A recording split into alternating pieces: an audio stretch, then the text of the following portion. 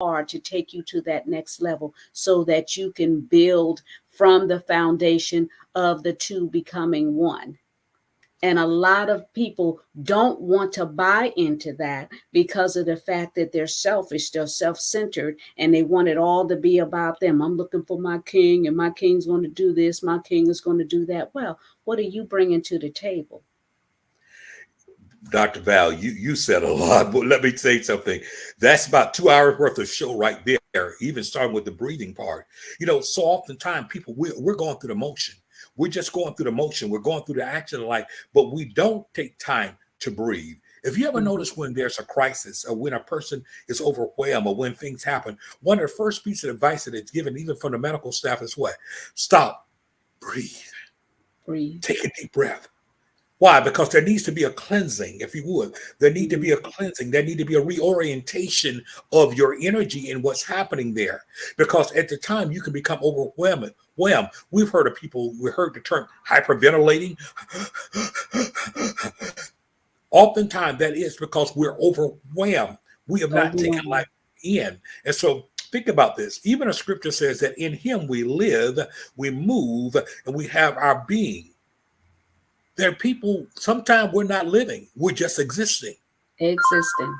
We're just existing. So when we're just existing, we're missing out on a great opportunity to live. If we're waiting on the perfect to happen instantly, then guess what? We are delaying and forfeiting our destinies. Because you don't wait. Watch this. It goes back to the saying, you don't have to be perfect. You don't have to be great to get started, but you have to get started to be great. And so you cannot live up under the pain of what you've been through. And what happens, I love the way you phrase that, because too often we feel this sense of entitlement that because I've gone through this or because I've gone through that, that's right.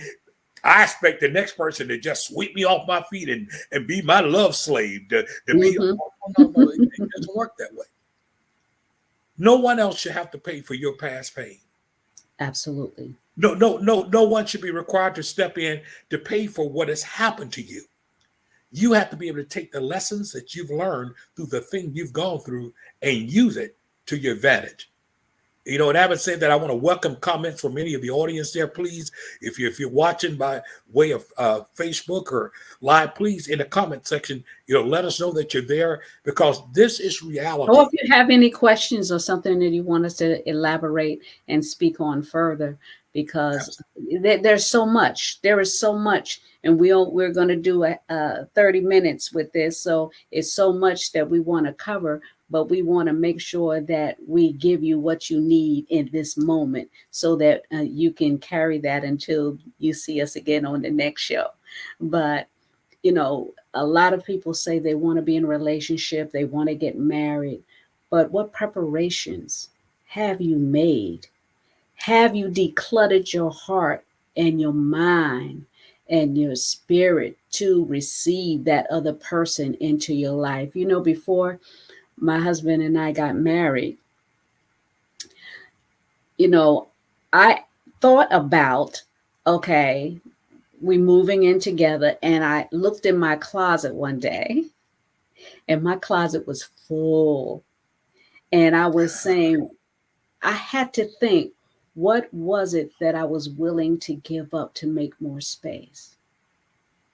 And the Right. reason why that was important to me was it began here in my mind, and then it went here. Absolutely. What baggage am I willing to unpack so that new clothes can come in, a new person can come into me? What do I need to unpack so that that baggage won't carry over? Because there were some things hanging up there that it didn't need to be there anyway, because why? I had outgrown them. So Wow. there's times where you will outgrow yourself emotionally, Hmm. and you have to be open to the possibility of more. People Wow. say they won't want more, but they're not open to the possibility of more.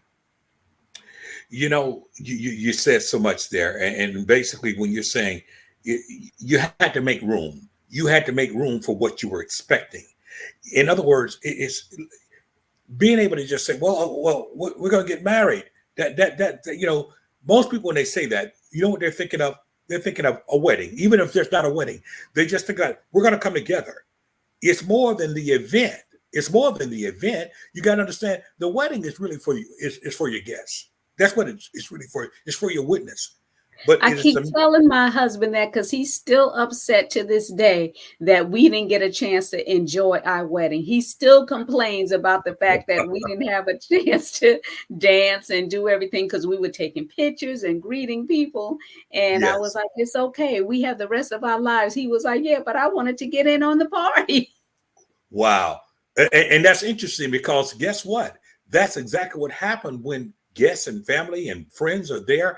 They're celebrating, witnessing the coming together. But the reality is that you and your spouse, you're going to enjoy the marriage. You're going to enjoy the marriage. And in order to do that, you just said it, you have to make room. You have to prepare. You can no longer think in a selfish, singular way. It's no longer just about me. It's about us. How do we have us language? How do we have language where I'm now considerate? Because that's exactly what happens. There's got to be a consideration for one another. Don't be so pessimistic that you pessimize yourself out of a possibility. In other words, you're thinking always assuming the negative. You're assuming this is going to fall apart. You're assuming no. Rather than assume the negative, prepare for the positive. Prepare for the things that needs to happen. Have a real conversation with yourself. Stop always reflecting and rehearsing your past pain. Whatever you keep rehearsing, you hear me say this every week, whatever we rehearse or whatever we nurture, that is what we perfect and that's what grows. If I continue to nurture my pain, my past failure, that's what's going to grow. And so out of that, I could be resentful. I could be so terrified that I self-sabotage anything that looked like a relationship. I self-sabotage. Well, Dr. J, what you're saying is really good. But what I want to interject is if you feeling that way and you're so broken and so hurt and you're bringing your baggage in, then you don't need to be in a relationship at all. No, it's a healing phase that you still need to go through. You don't need to be in a relationship at all because hurt people hurt people.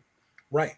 And you can't afford, like I said, you can't punish people for your past. You can't hold them hostage for something that someone else did to you. Neither can you expect them to be the rescuer of those things.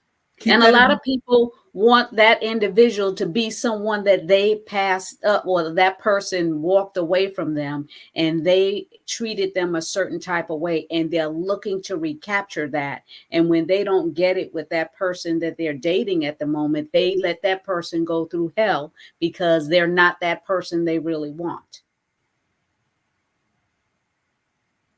Well, you're exactly right, and I see a comment that says that hurt people choose to hurt people.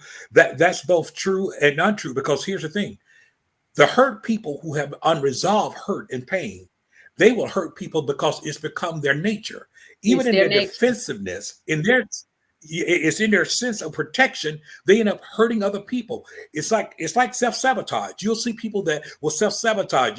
This person, I'm perfectly good. I think we're going somewhere. I'm very happy, and I thought we was headed a certain way. And all of a sudden, that person who have not resolved their hurt, just all of a sudden, just sever everything, shipwreck everything, start arguments from out of nowhere, do things that totally betray. And you try to figure out where did that come from? Because I haven't dealt with my hurt. I haven't dealt with my hurt. So it's almost like a preemptive strike. This is too good to be true. And so guess what? I make it not true because of the fact I've not dealt with my hurt. Now, by the same token, in the original, if you would, in the original proverb of that, not biblical proverb, where we say hurt people, by the same token, healed people heal people. People that are healed. Oh, they heal people because they have taken the lessons. They have taken the lessons from what they've gone through. And they recognize, guess what? Even in this case here, I'm not going to be so selfish. I'm not going to be so self-consumed. I'm not going to be that person who is so self-consumed that only person I think about is myself.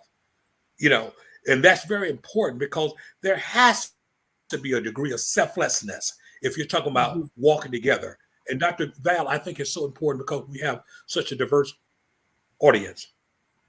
whatever principle you live by, the guiding foundation, that is what's going to govern you. And I say that for this reason here. Everybody don't live by a biblical principle. They have a That is true. philosophical they have a philosophical framework that may have been shaped by their culture, their upbringing, their sense of what roles are. Well, I believe that the woman's supposed to do this and the man's supposed to do that. But guess what? That may not always be the case, depending on the situation. Sometimes that role reversal because of situation. But you got to be good with that and be willing to navigate if we're headed toward the same goal and outcome. I like to say, stop getting folk back for what that happened to you. Stop getting them back. Stop. It's like you're striking out against your past. You're striking out, but you're striking someone new. And you're causing them to pay for things. And I mean, Dr. Val, there's so much that can be said about that. And sometimes, and the reason why I say that, because sometimes a person have learned to cope, but they've had unhealthy coping mechanism. It's like the woman who made up her mind that I'm going to get everything out of this man that I can get out of him. I'm going to manipulate him. I'm going to maneuver him. I'm going to do all that. I'm going to keep him guessing. I'm going to do all of those things because that's their ideal of power. Right. That's the ideal of power control. Well, and that eliminates love. Exactly. That eliminates love, because if you love someone, you're not going to willfully do things to hurt or cripple them in a way where they feel uncomfortable even being with you. I was doing a study last week, and the study was talking about brides, and I was reading the story about the Galileans and how they did preparations when they were chosen, when the father and the groomsmen would come, and they would go to the bride and her father, and they would make a pact, they would make a covenant. Wow. And Exactly. to marry, and they would separate and they wouldn't see each other and communicate. But that bride, while she was waiting for her husband to build that house and to put finances in place, she prepared herself. She prepared herself to be a wife. She prepared herself to be a mother. She prepared herself to be a confidant to that man, so that when he came, and why I know she was all of those things, because she eagerly sat waiting for his return. How many women would eagerly wait for their man to come back? There's so many soldiers gone off the wall, men and female have gone off the wall. How many have put their selves under subjection for that person they love, and they occupied until they came? And what I mean by occupied, they worked on themselves so that when that person came back, they were prepared. If they came back maimed, if they came back torn, they were healed, so healed themselves till they became a healer. That person that they were waiting on was part of their ministry. Wow.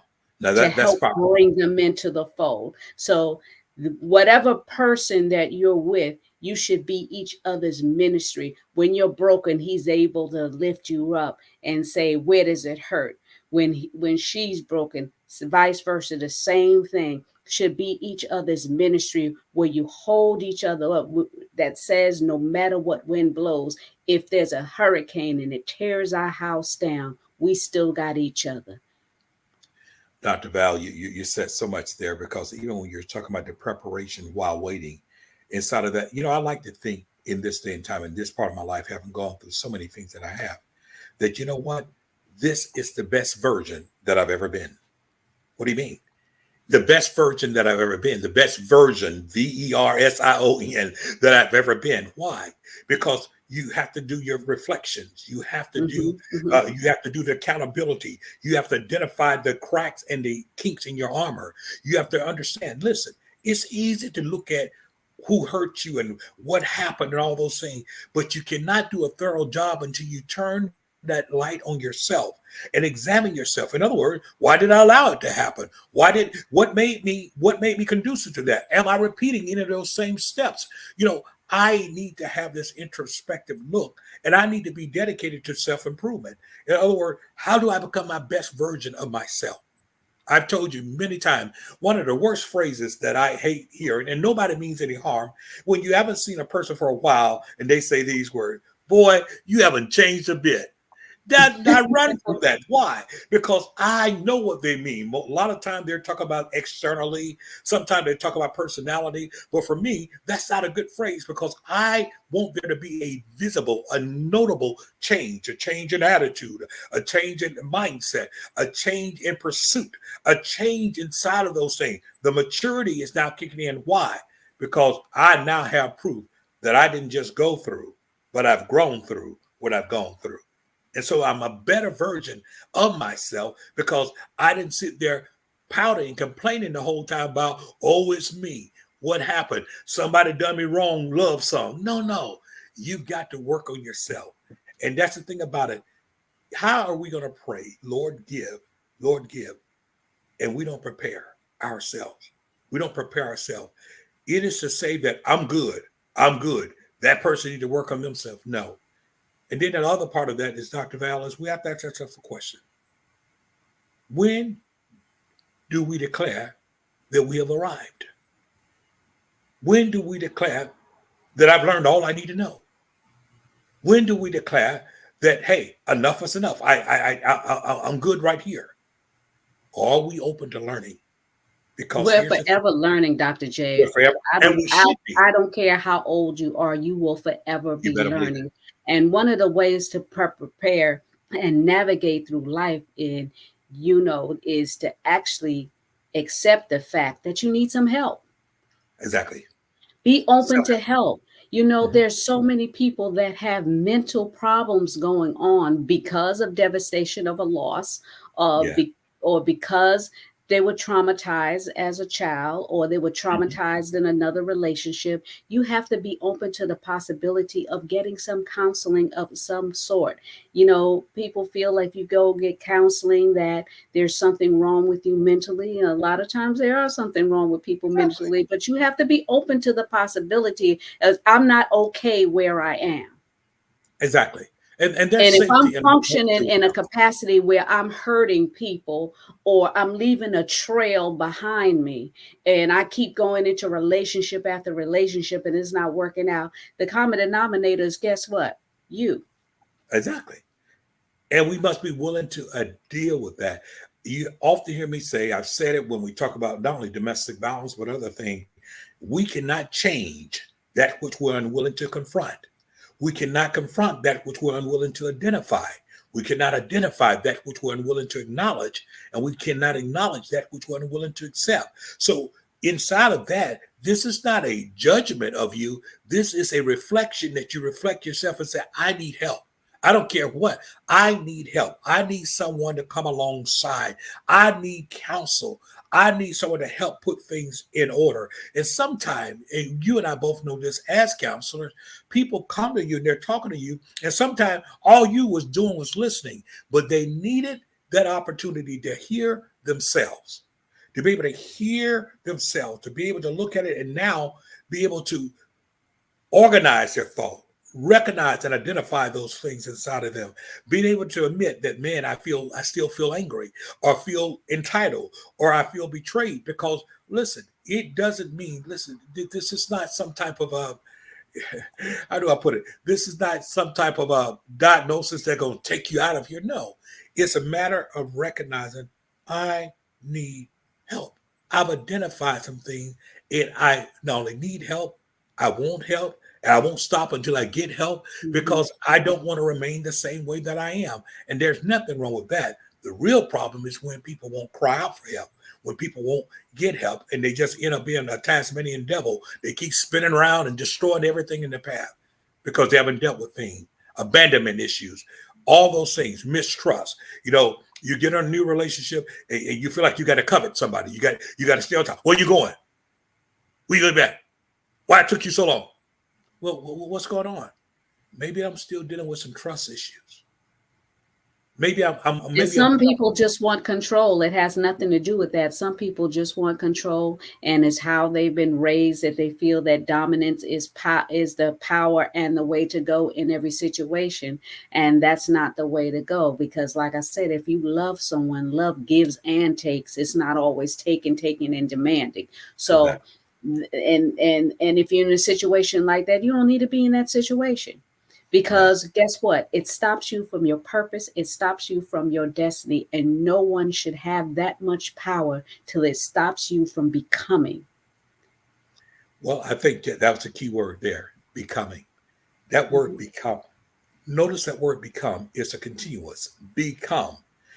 I mean, it's the same word that I believe is used in 2 Corinthians 5:17. If any man be in Christ, they are a new creature. Old things are passed away. Behold, all things what? Become new. That means that there is a process, there's a progression. There are things that are changing because of the fact there are things in order. Understand that word is very much related to the, if you would, it related to the word there in the New Testament, transform. Transform come from Transform. There transform should come from the always Greek. be Right. transformation. Yeah. The word transform comes from the Greek word metamorphosis, where we get metamorphosis. So that means that there has to be a movement. There has to be a constant. We are becoming. A caterpillar becomes a butterfly, and sometimes because of the fact that we have not dealt with past things, it stops our transformation because we stop and we land on that pain. We land there, or we become crippled, or watch this. We want somebody's sympathy but not their empathy. We want Mhm. someone to feel sorry for us, but not anyone who can stand with us and come alongside us and help guide us along the way. So those things are crucial. And I say that because it ain't got nothing to do with how fine you are, how pretty you are, not at all. I mean, you can still be tore up from the floor up and pretty. You can be tore up on the floor up and rich. You can be tore up from the floor up and you're affluent. But what's projecting, what's coming out of you is toxicity. And let me say this, it doesn't just hurt someone else, but in reality, it's also hurting you. Absolutely. It's breaking you down so that you won't be able to exist in your environment that you're in. And it creates a strong level of toxicity where it's like, and some people have that Jekyll and Hyde mentality. They have this light that they show around other people, but behind closed doors, they're mean and wicked and in a fetal position at night because they can't deal with the demons that they possess inside that are tormenting them. Because when there's no way in the world that you can say that you love someone and you don't feel some kind of way when you know you've done that person wrong. You can't Yeah. just sweep that under the rug. You just can't be like, well, I'm just going to pray and hopefully they'll forgive me and forget that I did this thing to them, or I said this, or I acted like this. You can't do that. You have to confront your own fears, your own demons, your own way of life, and realize and accept the fact that we all need help. Nobody's perfect, but if two people that are striving to walk in perfection can come together and build from there, then you have, as they say, a match in heaven. Life is getting ready to take us on a whole roller coaster ride this dispensation. Absolutely. As I said, we're going through an election year, and they're going to be combatedness all across the globe. And you got to learn how to stand in your own truth. You have to learn how to stand in your own power. Otherwise, you will be shifted like wheat. You won't be able to stand in a relationship that you feel that there is love if you're not standing in truth. You won't be able to be in a relationship if you're not standing in truth. Truth begins with each one of us individually, because of the fact that when calamity comes, when calamity comes, we'll be able to stand and withstand the storm. Just like we go through hurricanes here in South Florida, we prepare. We have shutters that we put up on our windows and doors. We put in our plants so they won't get harmed. We stock up with food. This is preparations that we need to do. We need to be watching as well as praying. Everybody's like, I want to be in love. I want to do this and that. But what are you preparing for? Yeah. Are you preparing to meet that woman or meet that man that is going to add to your life? Not take away, not control, not manipulate. Are you in a position where you can come together and build something as one? And it doesn't matter if one has more than the other, if you both have something that you're working towards. This is why God's word talks about the two becoming one and being able to walk forward in a union. So are you willing to do that? You know, it's funny that you say that, because everything that we talk about love, we know that we find the basis of it in 1 Corinthians 13. And so what happens, sometimes people desire love, but they're not willing to unfold or avail themselves to the process of what makes me ready for it, what prepares me to be able to watch this, to not only just receive, but to give. Because I'm still trying to protect myself. Watch this. And sometimes, and I know this is not going to be popular with some people, but sometimes what we'll do, we'll surround ourselves with stuff. We'll do a whole bunch of things. I got this, I got that. You got all those things. But you know what? In the words of that great prophet, that late great prophet Luther, you know, a chair is still a chair, even if ain't nobody sitting there. But he goes on and said, a house is not a chair. In a house, it's not a home if there's no one there. And so nobody's there. Nobody's there. And so here's the thing about it. We have to ask ourselves a question. Why isn't anyone there? Wow. Myself? Wow. Have I prepared myself? Or have I made up my mind? I'm all right. You know, here's my trinkets. I'm going to be good by myself. No, truly, if that's your heart desire, I believe that God will give us our heart desire. But yes. I do believe that there's preparation that's going on. Not one moment do you reach the place where you say, well, that's it. That's all. Take me or leave me. No. Before you say that, just too quickly. What about an attitude that, God, I'm just open for you to shape me? You know, one of the prayers I pray daily, Dr. Val, is, God, you know, help me to learn my lessons from yesterday. God, just because I was ignorant yesterday doesn't mean I have to be ignorant today. Okay. Help me not to wallow in my pain of yesterday. Help me to rise up. Let me learn my lessons from what I've gone through. Once again, you often hear me say it's not enough to go through if we don't grow through. Growing through is called maturity. It's about authentic. What is it that I really desire and want? And am I willing to get out of my own way? Get out of my own way. Because I'm telling you, there's nothing worse than self-sabotage. Nothing worse than that. Because you have nobody to blame but me, myself, and I. But if I'm willing to understand, listen, I'm so open to what you want. Don't let great be the enemy of good. Don't let great be the enemy of good. God is saying, perhaps I placed this person in your life to help smooth those rough edges, to help you over something. But you know what? Perhaps I've placed this person in your life for you to help smooth their rough edges, to do something. No, God, I want them perfect. I want them already set. I want them perfect. Really, do you now? Do you now? So you want to reap where you have not sown.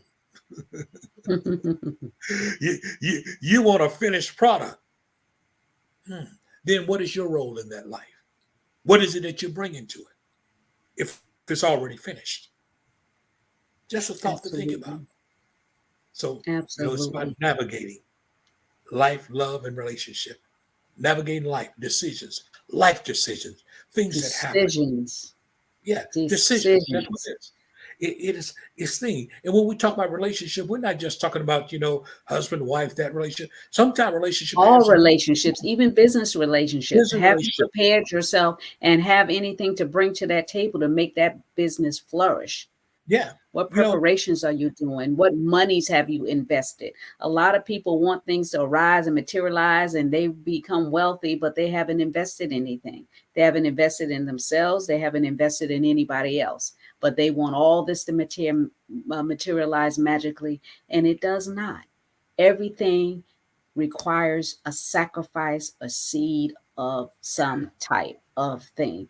exactly. Action. It takes an action. You have to do something. That means you have to invest in it. You got to invest in that relationship if you want it to work. You don't just walk down the aisle and you run off on your honeymoon and come back, and then you walk in that house and then you sitting there twiddling your thumbs saying, okay, what's next? We not had the wedding. What's next? Life begins.